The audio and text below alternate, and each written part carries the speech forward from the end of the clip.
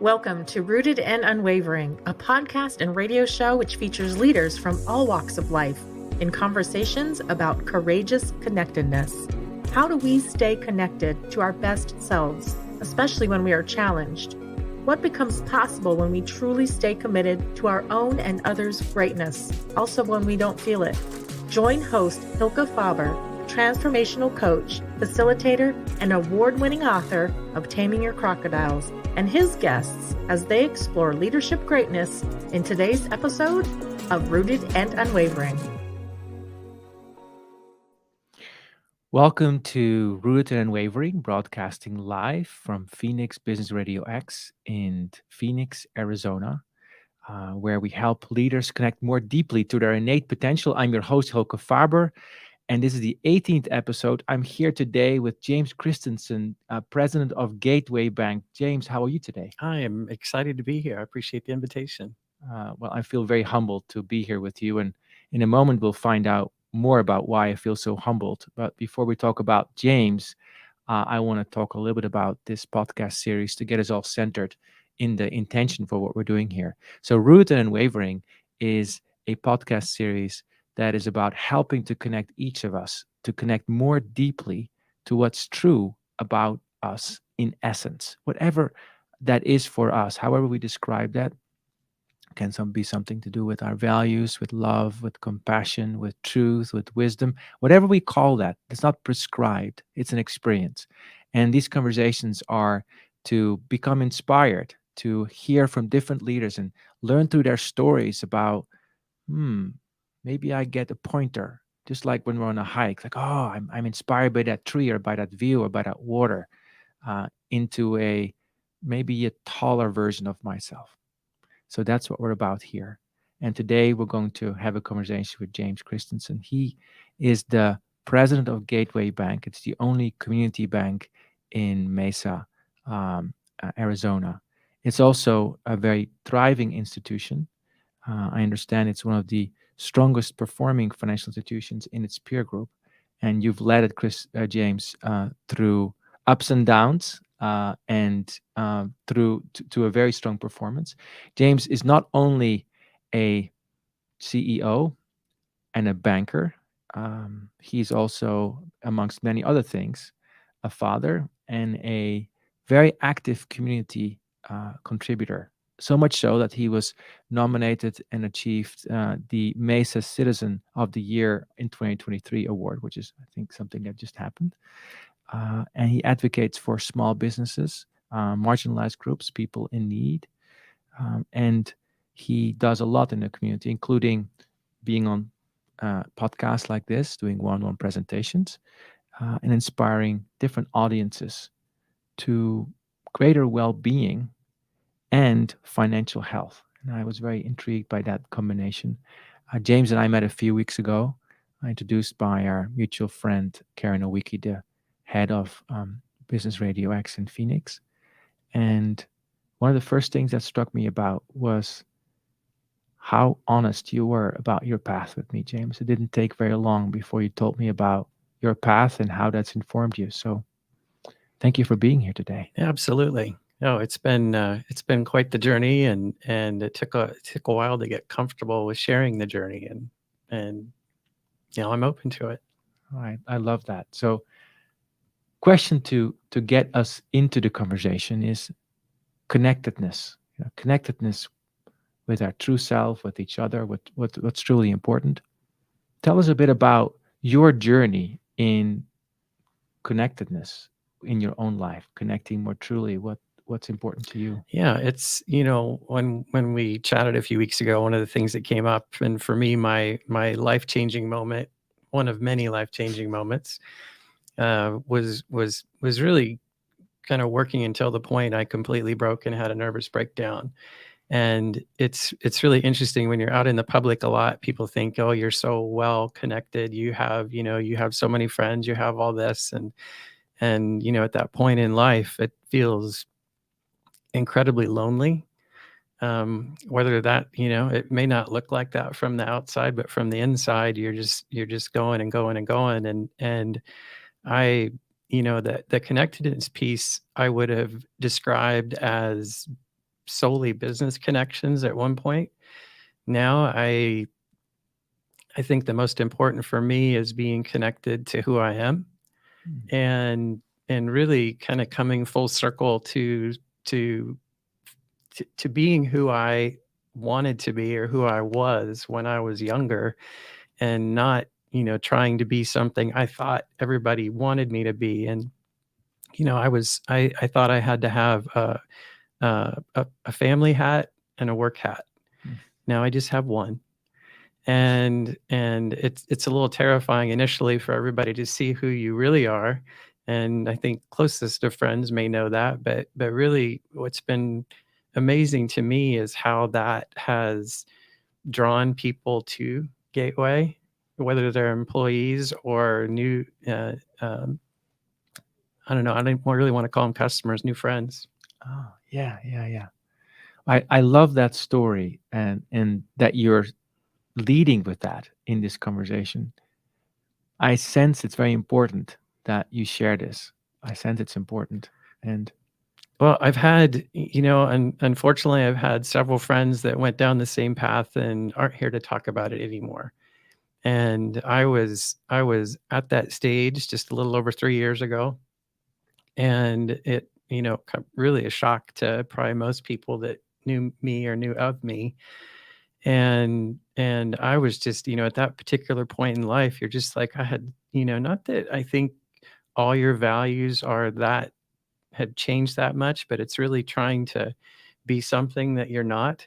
yeah, And I was, some of the things you make fun of as I think maybe a stereotypical man is not talking about your feelings, yeah, not really digging in. And now my wife and I, we've been together almost 40 years, so she's tolerated lots of James so far.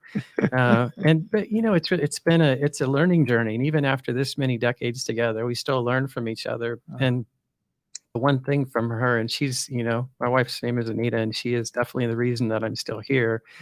And she's the one that put out the hand at the last minute, and it was, one of those moments that it was right time, right place. And then she really kind of did guide my care for a couple months until I started getting back on the right track. And initially, I think with mental health issues, it for me, initially, I was looking at it from a point of, well, probably even more than guilt, more like shame. And I don't look at it that way at all anymore. It's a journey that, I think a lot of folks that have battled depression and anxiety, you just haven't talked about it. And I've been amazed at how much deeper of a relationship you build with somebody when you're really authentic with them. Oh, that's amazing. How much more deeply you build relationships with others when you're authentic, and with yourself. I'm struck by so much of what you said already in this conversation, James, right? Like, I used to be connected to my business relationships first, and basically only. My sense is also you were living something that was over there, but not you. There was a work James and a real James, maybe. And I also love that you talk about coming full circle from a place that's not you to a place that is you, that you remember from being a child. Now, my sense is that's a journey that many of us are on, or taking, or at some point on that trajectory. I know for one that I've been on that one, and sometimes it's a spiral, it keeps going. So tell us a little bit about what drove you to basically lose connection with yourself. How did you get to that point? Because my sense is you weren't doing it by saying, James was saying, oh, I'm going to get disconnected from myself and feel really bad. That's probably wasn't your motivation. What was your motivation that got you to the place of a breaking point? A combination of things. The work piece of it was really probably just the drive to succeed. And my thought was, how you do that is you just endlessly work. And I've come in to prove that's not true either. What's been really interesting on the business side is as I have achieved more balance, and I have to say, for talking about work-life balance isn't a new issue, but and until 3 years ago, I was very open. I didn't think that was a possibility. I just said work-life balance there's no way that can be achieved at the level I'm at right now. And I was completely wrong. You almost wear it as a badge of honor that, oh, I didn't use half my vacation. Oh, I didn't take any days off. Right. And even, and talk about, being present. You don't get, when I would go on vacation, I was tied to my phone. I still didn't get a break. And even then I didn't get to enjoy the moment. And the other thing, there's just personal issues that come up in everybody's lives that I think can weigh heavy on you. And if you have, I'm somebody that feels very deeply.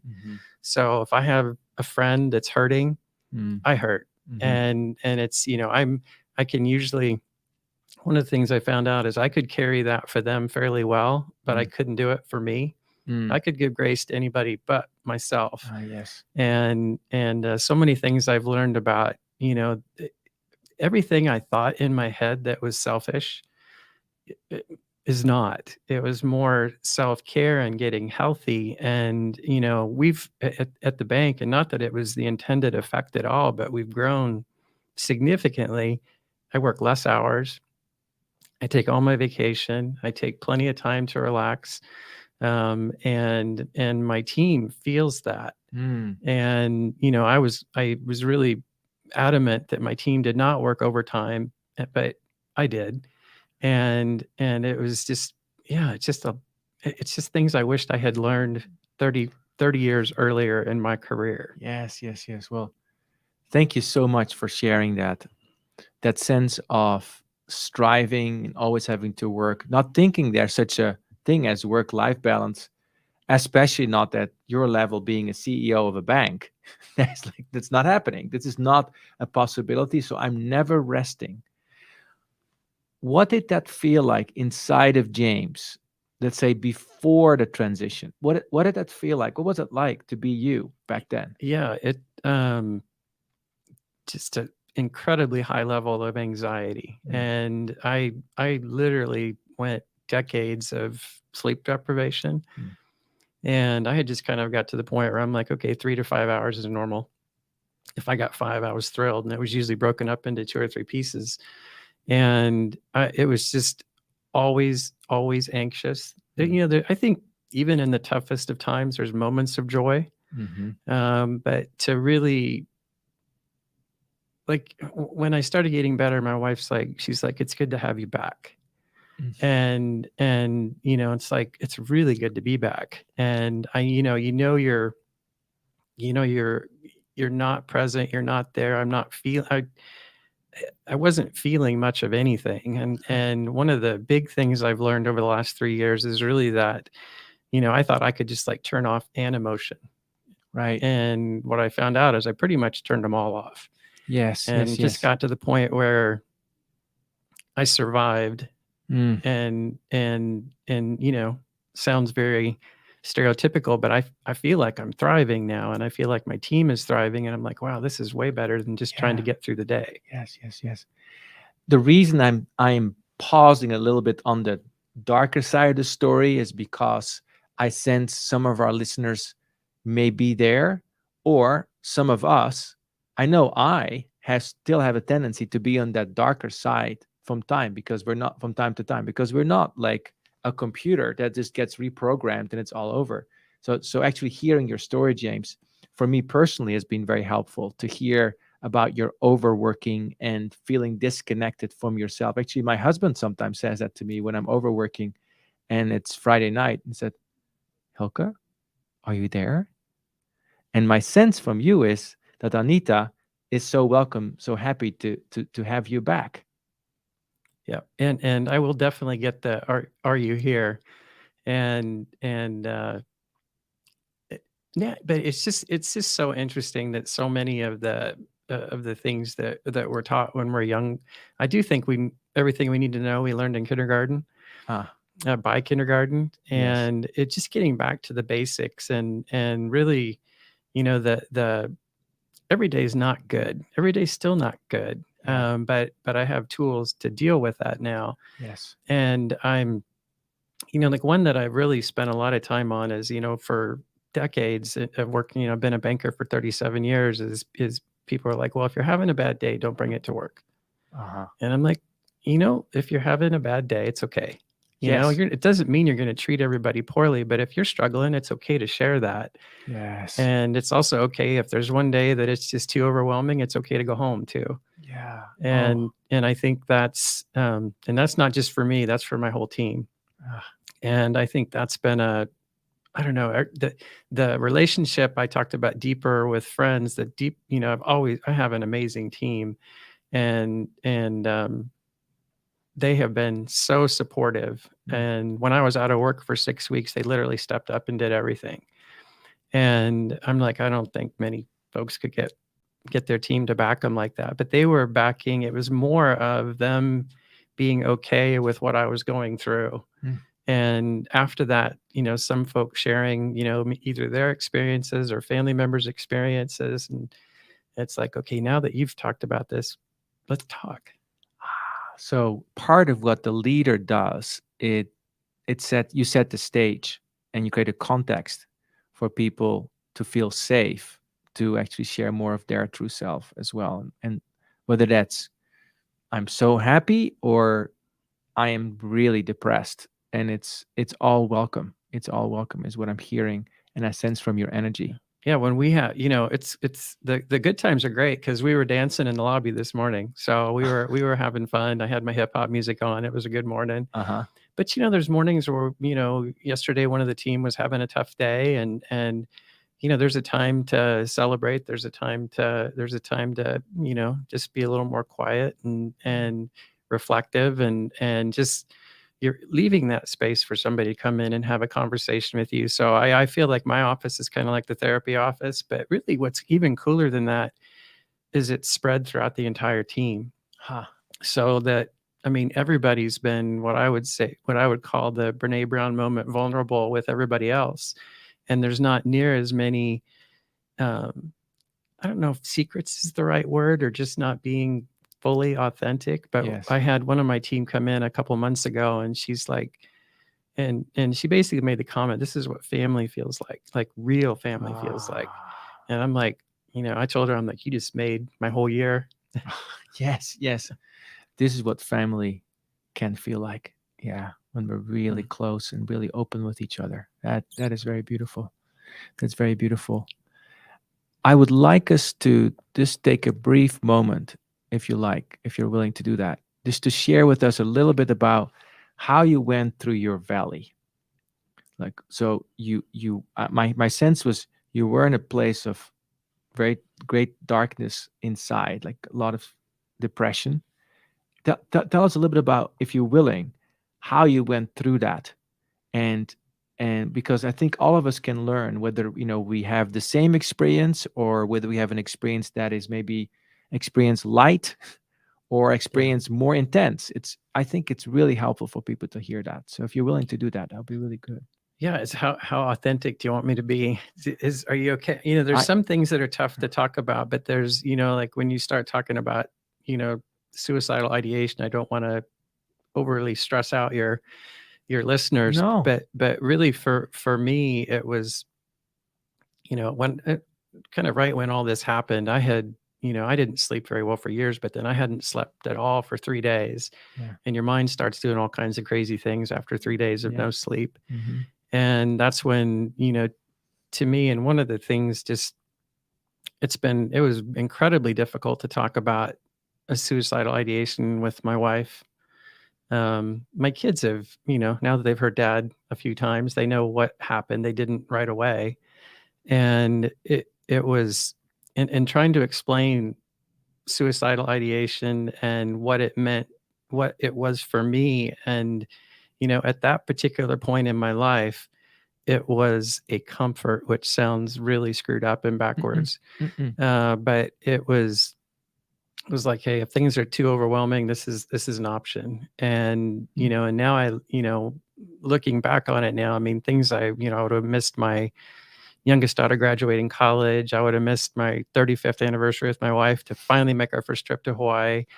I would have missed those moments that just a pure joy that seems to be way more.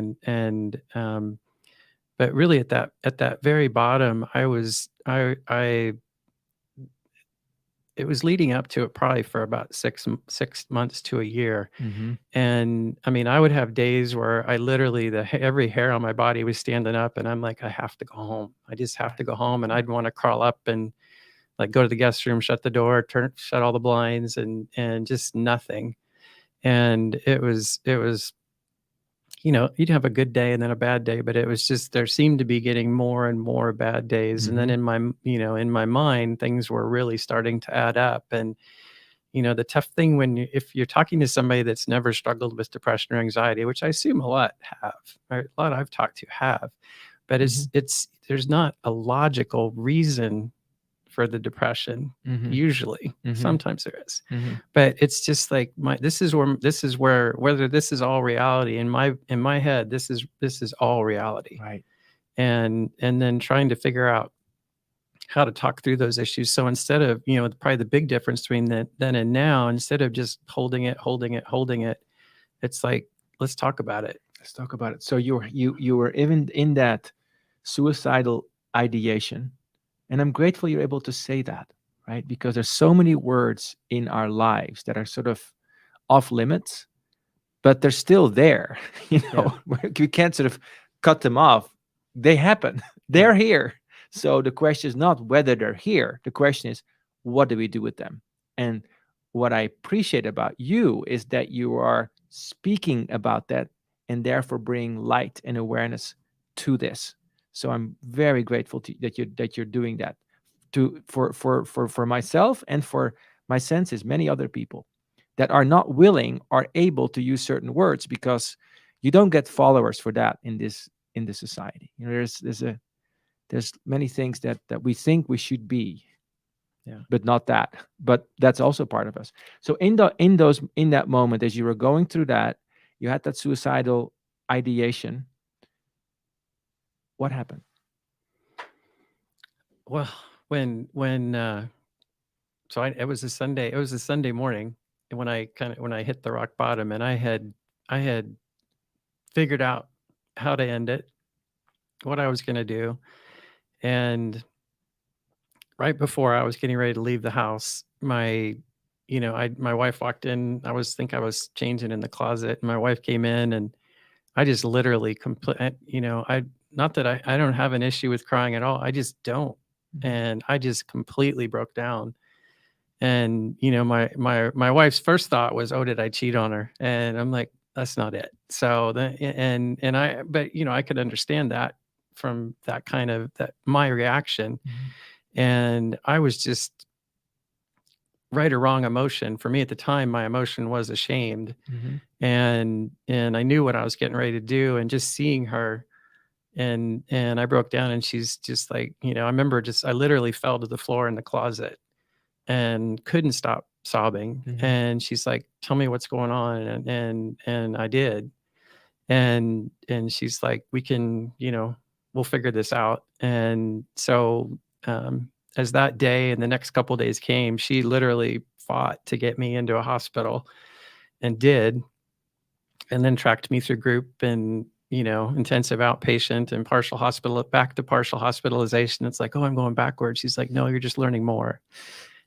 And it was, she drove me every day. I didn't drive for 2 months. Even after I went back to work, she still drove me. I just was to a point I couldn't for a while. And, and it was, I wish I didn't have to go fully into the wall and hit it before I decided life needed to change.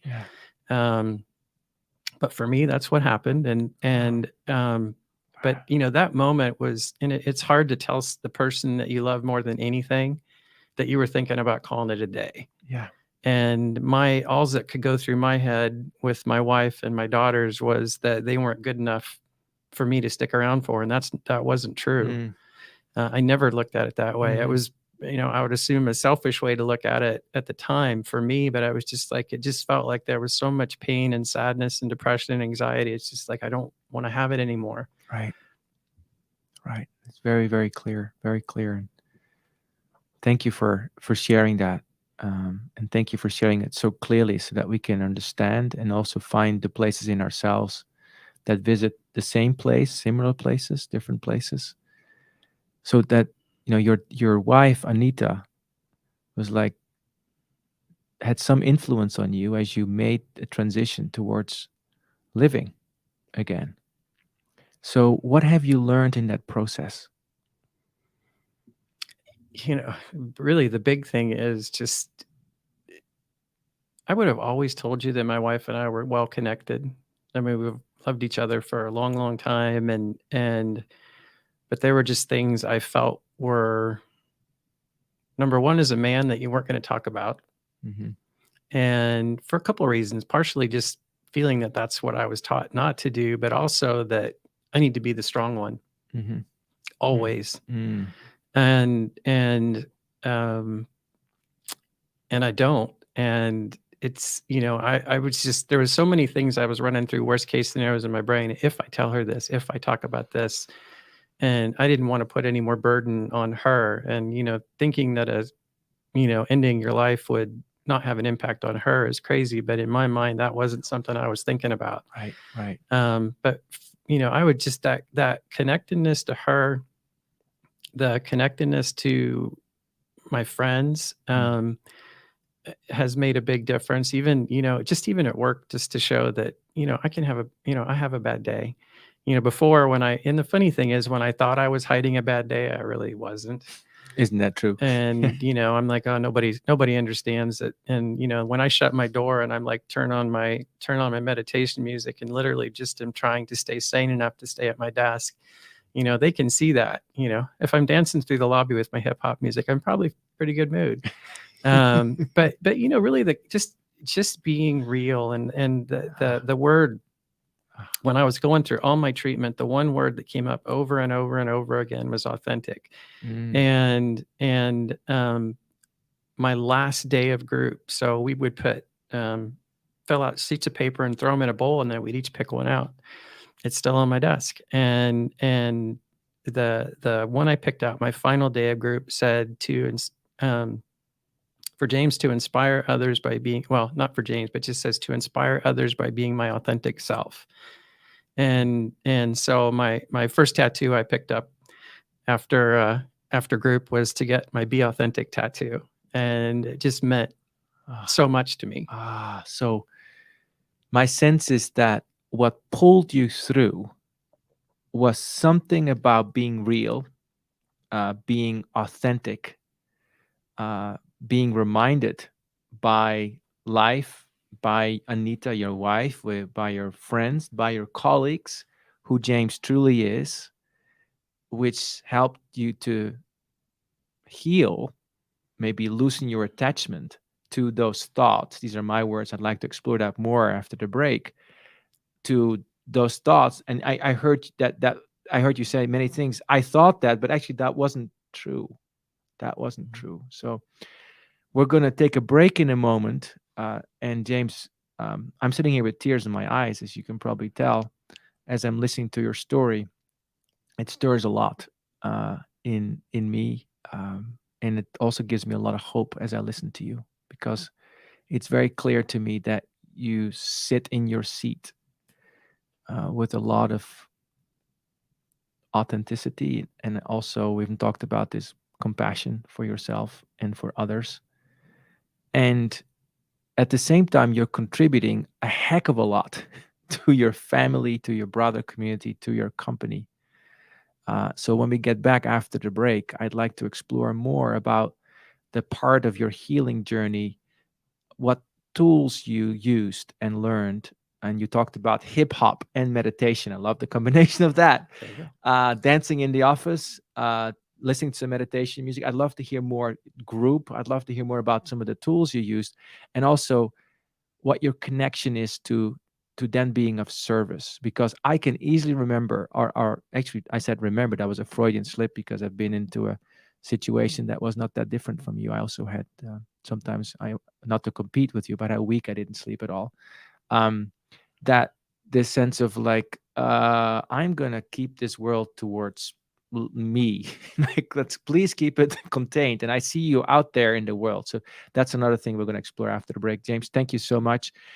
If you've been listening and just tuning in now, you've been listening to Rooted and Unwavering. We've been talking to James Christensen, CEO of Gateway Bank, who is sharing with us his transformational and truly transformational journey, capital T, capital J, about really facing some of the harder things of being human and finding a way to be honest with those, and through that honesty, finding a way through. See you after the break. You are listening to Rooted and Unwavering, presented by Growth Leaders Network, the leadership, team, and culture development company. If you would like to learn more about working on connectedness for yourself, your team, or organization, please contact Growth Leaders Network on LinkedIn. And now, back to the show. To Rooted and Unwavering, we've been talking to James Christensen, CEO of Gateway Bank. And James, you've been talking to us about a truly transformational journey. So tell us a little bit about the tools you've been using. So I can give you a little bit more process on the journey, and then exactly what I'm doing now. Yes, please. And so for me, this whole journey started with, you learn so much kind of in hindsight, and every stage is different. I was in the hospital for a week, and I look back on that, and I learned a lot there. Probably the biggest thing I learned in the hospital was, this group of people you spend time with that are going through the same thing that you're going through, literally from every walk of life, from homeless to incredibly wealthy. I'm not that person. And everything in between, male, female, LGBTQ, veteran, not everything you can think of. And after a couple days together and sharing in group or doing yoga together, the love they can show you is just mind-blowing. And in that point in your life where you don't think anybody could love you, you're this total stranger who you probably never would have met under any other circumstance, showed that. So that was, that was one of my big takeaways from the hospital. My other was that was the first time in my life I ever did yoga, and I found out how amazing it was. After that, I went into group intensive outpatient, which is 3 hours a day. And I did that for a couple of weeks, and I had a really good therapist in that group, and was having some good discussions, but I was really stuck. And, she's, after a couple of weeks, she's like, I think you need to go to partial hospitalization. And in my mind, that was going backwards. And I was, every stage of this journey, the first day was terrifying because it was all new. And, then I went to, my partial hospitalization ended up being a very small group. We were right at the very beginning of COVID. And my lead therapist I had is just a couple years older than my oldest daughter. Right. And she, for whatever reason, just found a way to connect. And we started, and there was revelations in that period of time that I'm like, wow, it's amazing what your brain does to protect you, and then a memory can get buried that deep. And some of the things I thought were all the major issues, some of that was true, but some of it was even much deeper than that. Yes. And then really the step beyond that was just, they gave me a really nice handoff to a therapist afterwards. And I was with her until about 6 months ago. And then she's like, I think I've taken you as far as I can take you.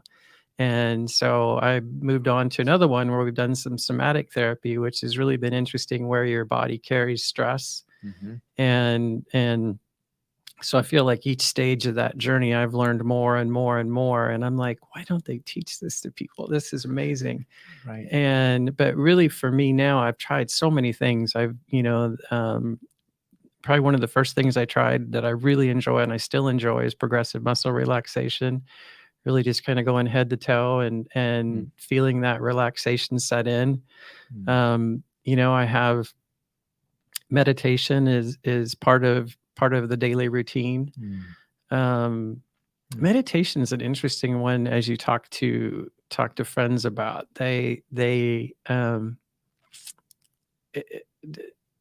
Probably one of the most interesting things with meditation is that sometimes it's perceived as you can't have faith and meditation in the same space.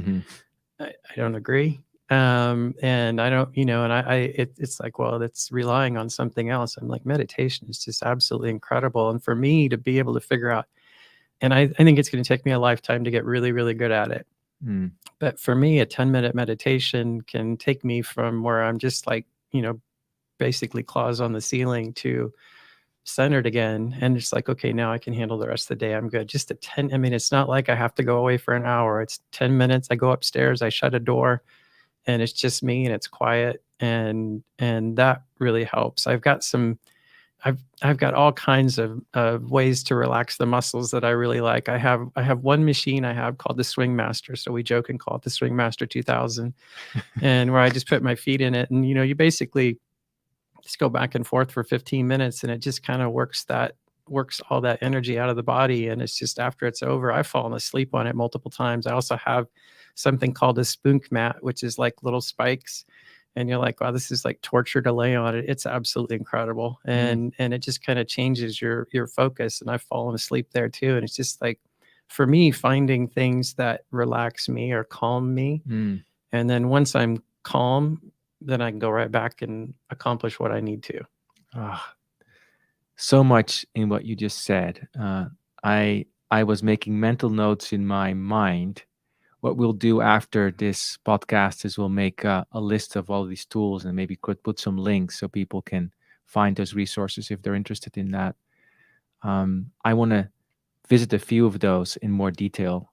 The first one that struck me was this group experience you had in that very beginning of being loved very deeply by others who were on a similar journey, maybe from a different station in life, but able to fully receive you.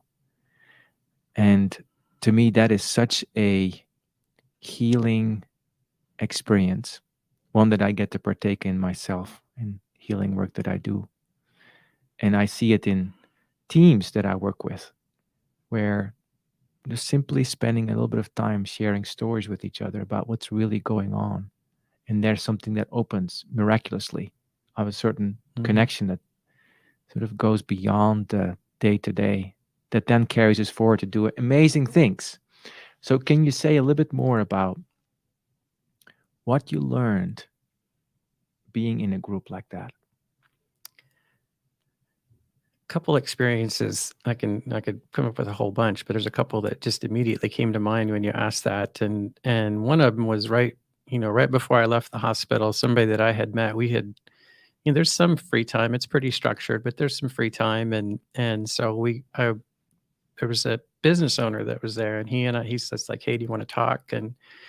And we did, and he just kind of unloaded. And then the next couple of nights, as we finally got to the end of the day and had a little free time, we talked some more. And then on my, and I would assume he told me more in a week than he probably told some of his closest friends in a lifetime. And we just felt really connected. We were walking to lunch, and I was going home right after lunch. And as we're going, it's there's definitely some rules, and you're not supposed to touch or anything. And we're walking around, and he just literally turns around and gives me an enormous bear hug. And I had a couple of the techs that were right behind me, and I just looked, and they're like, it's okay. I'm like, thanks.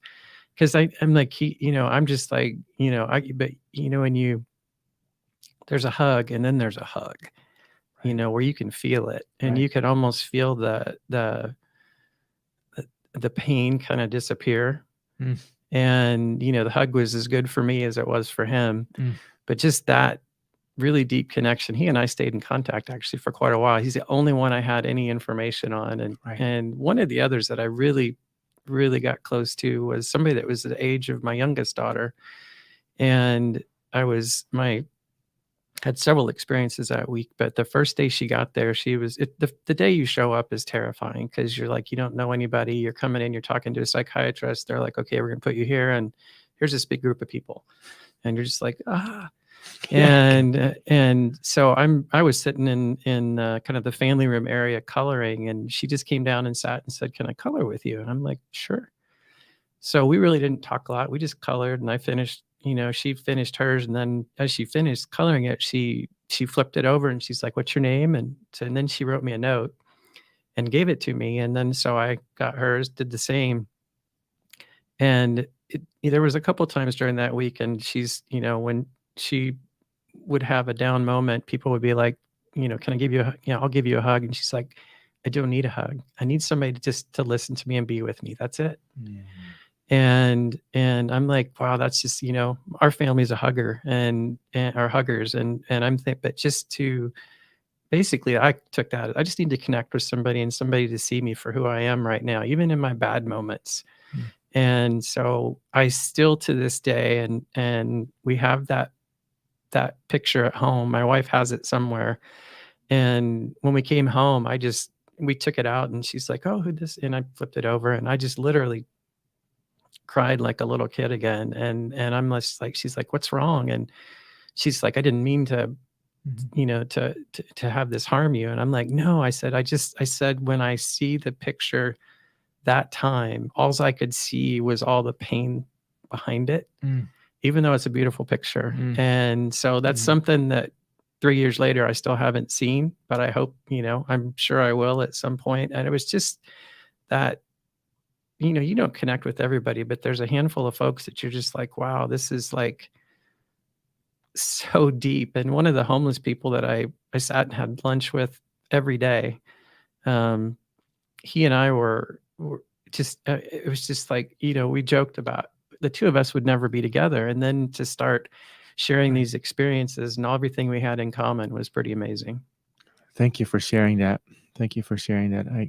I know that I can talk to you for hours just listening. It's just really nourishing actually to hear your stories.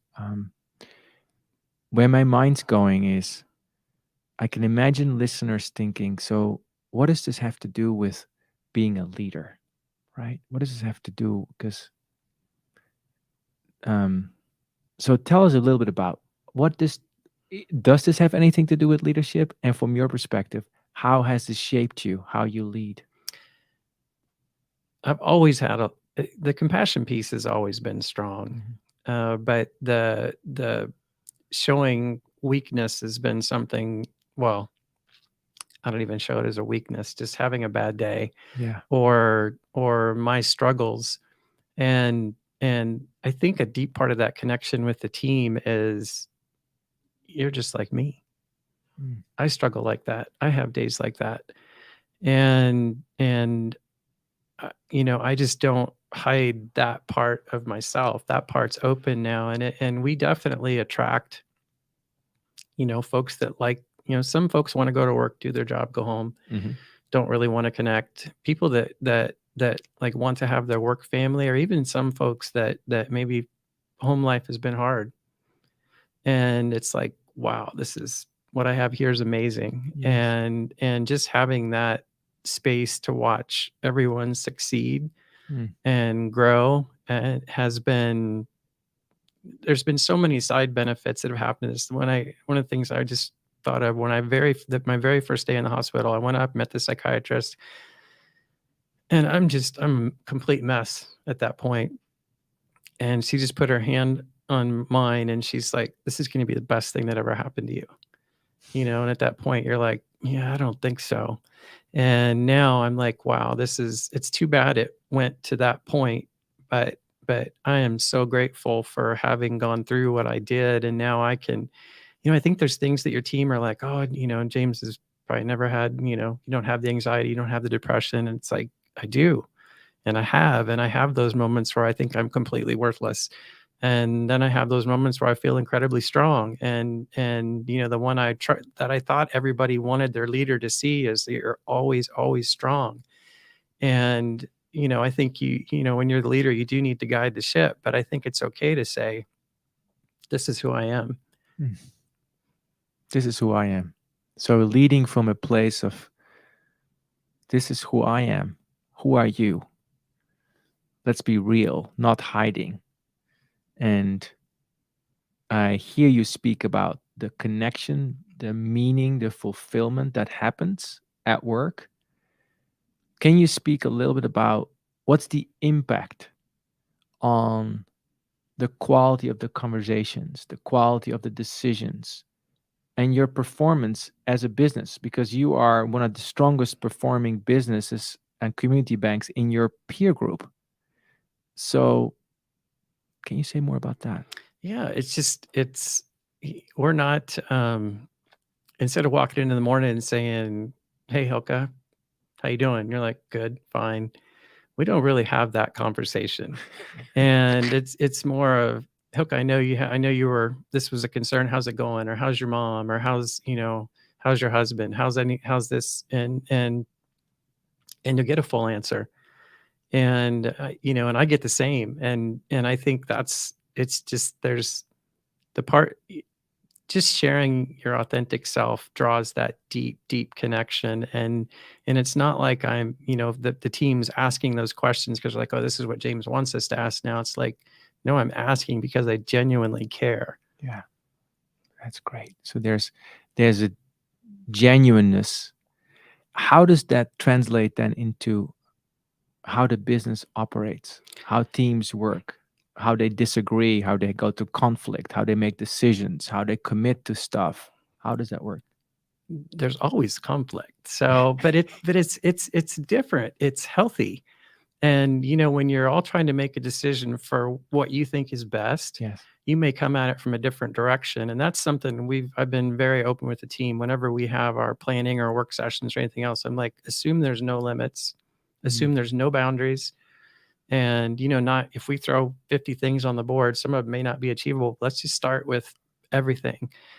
And what's been really cool when we have our planning sessions with the entire team, some of the folks, there's always people in your organization that are more outgoing and some that are more introverted. Yes. But some of those folks that are introverted and quiet have some of the most amazing ideas. Yeah. And, sometimes you have to draw that through, where you're basically putting things on a Post-it and they really don't know where it came from. And others times they're willing to share it openly. But when it's, even if it's been shared behind the scenes, I'm always like, can I tell everybody, are you okay with that? And they're like, oh, now you can. Yeah. And it's like, this was this person's idea. And they're like, wow, that's amazing. And I'm like, they're like, how'd you get that? I'm like, I just asked. And I can imagine that the capacity to just ask and to just say is a sign of a really deeply healthy culture. And that includes all of your emotions, ideas, whatever it is. Yeah, I had, you have those, when I was at my worst, the gratefulness piece was non-existent from my life, regardless of anything. Not that there was nothing good happening. I just couldn't see it. And yesterday, one of our longtime clients was at the bank and he'd already walked out the front door. And I'm just like, I just had this really giant feeling of gratefulness. Oh. And I went out and I'm like, I really appreciate your support over all the years. And he just stopped and he's like, he said, I appreciate support from our side, but I'm just like, I don't know. It just seems like we don't take the time to say thank you and really feel it and be like, wow, even in, whether it was my good times, my bad times, you were there to help me and you were there supporting me as a client. And really the growth as a bank has come as our brand has been more authentic, more open. It's amazing how many people can relate to Real. And not that it's just Gateway or it's just me. It's like when you think of an organization with really good culture and openness, people are drawn to it. That's the coffee shop you're going to go to. That's the mechanic you're going to go to. And you're just like, you don't see companies with really good culture go away. They don't. And these people when I walk in the door, I feel safe. I feel comfortable. I feel like I can come in and, I can have a customer come in and cry and it's okay. I'm just getting another motto for Gateway Bank. It's like being real together, like really being real. The question that was on my mind before the break, I want to just ponder for a second, which is, so I'm amazed by you, James, just in case you didn't notice, because you're integrating so many different parts, right? The parts of the deep healing, the part of being a CEO, of leading a thriving business, and it's all part of this thing, and then being in the community, being of service. Can you say a bit more about that last piece, about being of service in the community? You were nominated and got the Mesa 2023 Citizen of the Year award. So what drives you to serve, and how is that related to you being real? Yeah, the recognition part of it's a little embarrassing, but the fun part was I got to have, for that particular event, you can pick who you have speak on your behalf, and it was our two daughters, and they're just incredible. And I told my wife when it was for that night, when we got there, she's like, "What do you want tonight?" I said, I just want to enjoy the night and be there, and I did. As far as service, it really comes from both sides of our family have Methodist pastors, so we kind of grew up serving. It was what we did, whether it was at church or whatever organization it was. And for the longest time, I would the majority of the nonprofits are all excellent and do amazing things, but I was really to the point where I had overcommitted. And couldn't, and I'm involved in several boards right now, but they're all ones where their mission is amazing, and service is what makes our life better here, in my opinion. And it's that I get, when I serve, I almost feel guilty when I leave, because I'm like, the people that you serve fill you up so much. And maybe a piece of it is that they're like, thank you. And you're just like, when you can, when somebody says something that you feel it on the inside, and you're like, that's service fills me up. So I think service gives me the energy to do what I do at work. Service fills me up. It gives me the energy to do what I need to do at work. That's so putting it upside down, because I can imagine for people considering being of service, thinking just like first day at the group therapy, that's like I don't have the time, or I don't have the energy, and you're actually putting it upside down. You're saying this is something that gives me energy.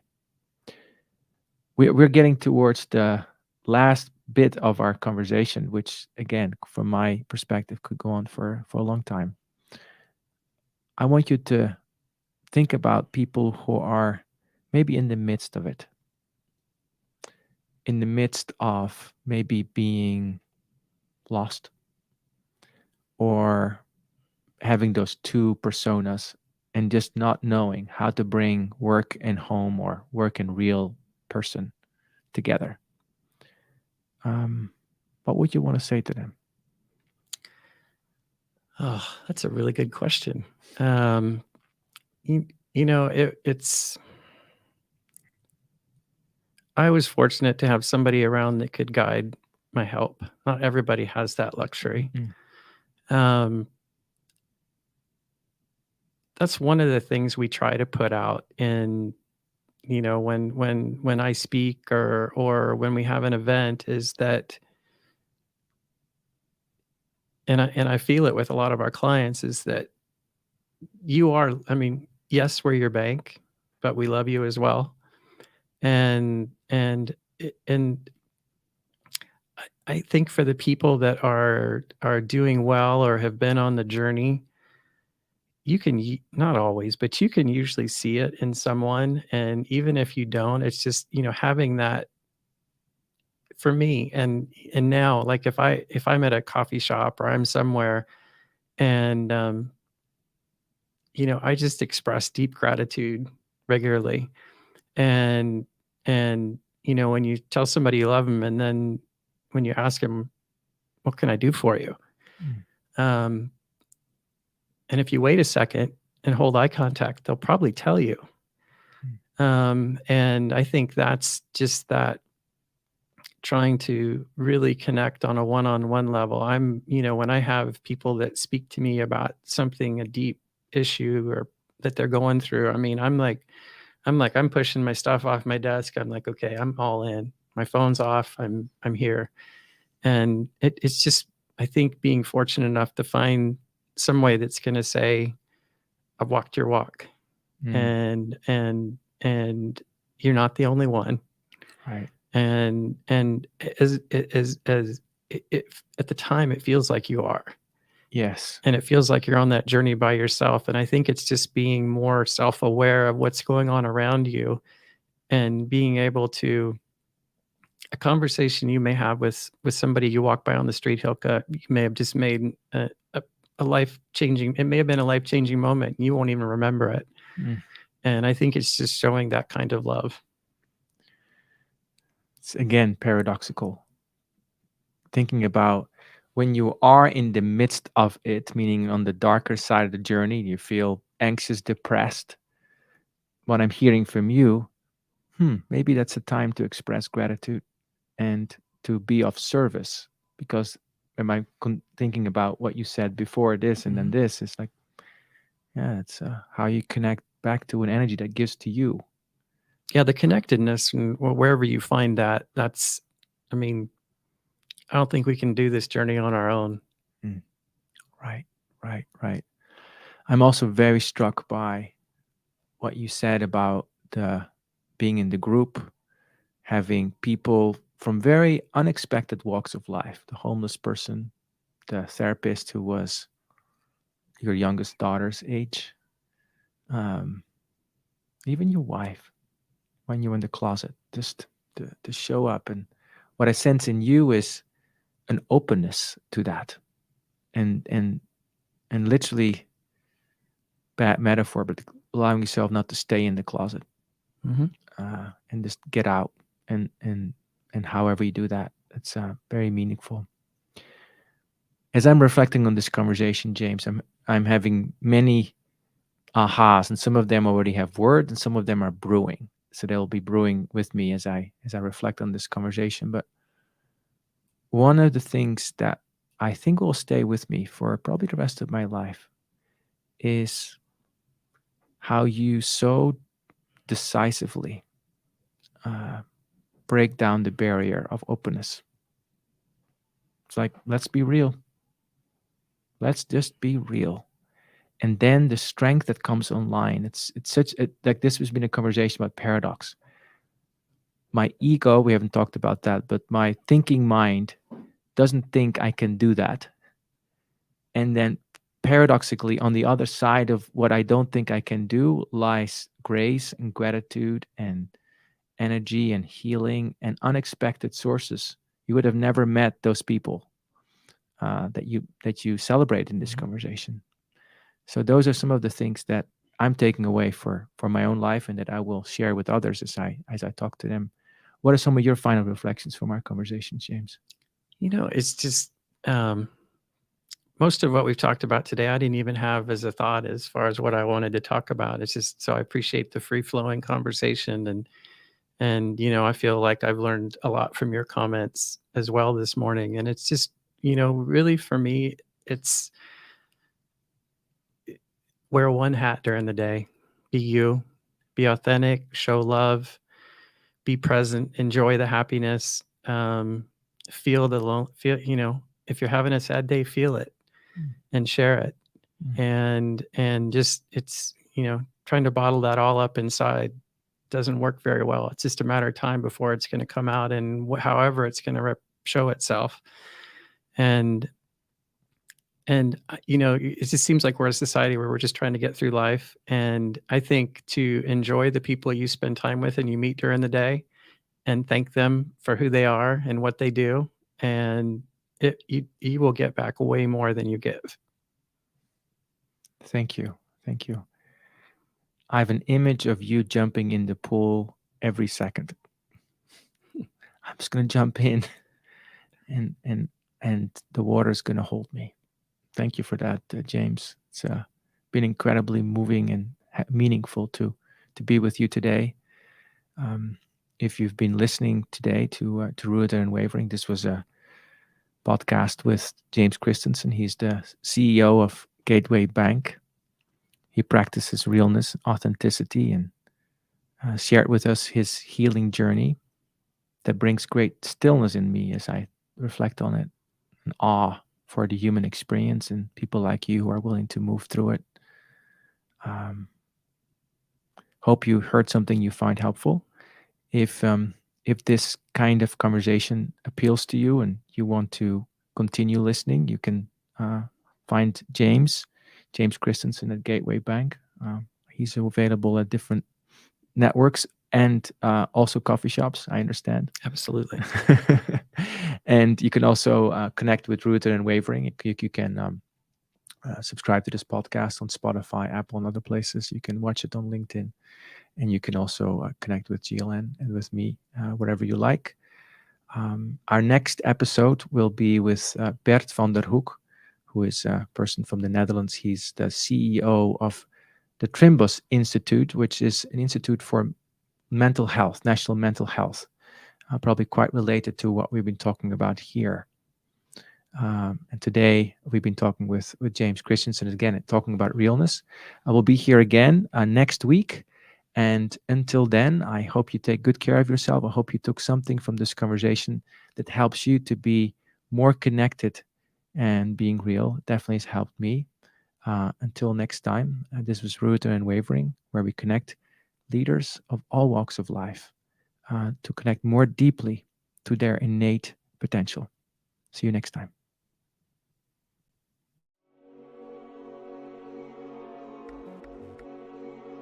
Thank you for joining us in today's episode of Rooted and Unwavering, leadership conversations about courageous connectedness, presented by the leadership development company, Growth Leaders Network.